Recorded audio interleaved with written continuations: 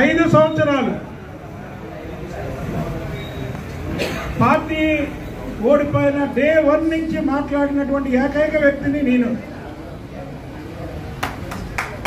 Vijayasai Reddy car కోతలకు వస్తుంటే ఆ నోరు మూపించింది నేను అని అంటే తప్పు. నేను అంటే నా వెనకాల మీరందరూ ఉన్నారు. మీ అందరి బలంతో నేను వీళ్ళందరిని ఎదిరించా. కొడాలి నాని వాడు నోటికి ఇష్టం వచ్చినట్టు వాగుతుంటే వాడికి నోటికి తాళం వేసింది మనం.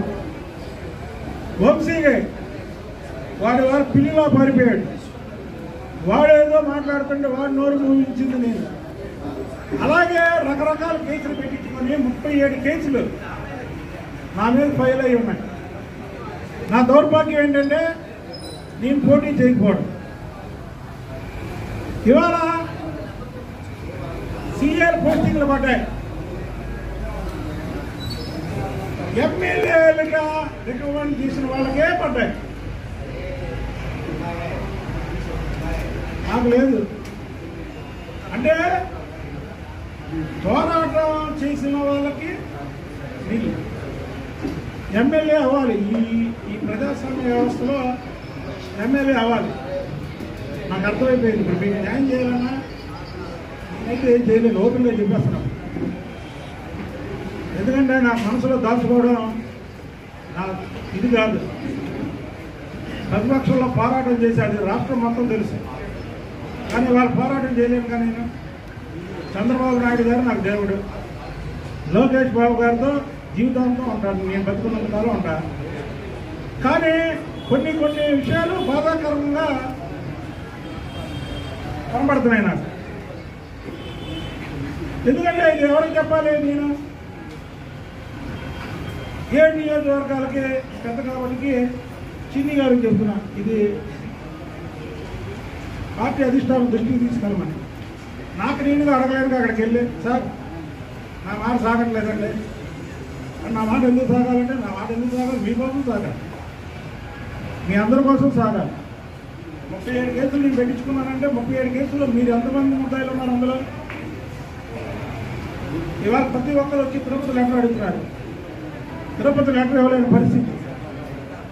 అంటే నాకు తెలిసింది ఏంటంటే పోరాటం కాదు, ఎమ్మెల్యే ఎవరో బాబు అని ఇప్పుడు నాకు గుర్తుకొచ్చింది. నేను చెప్తున్నా 2029 ఎన్నికల్లో పోరాటం చేశానా సరే నేను ఫిగర్ తెచ్చుకుంటాను. ఎందుకంటే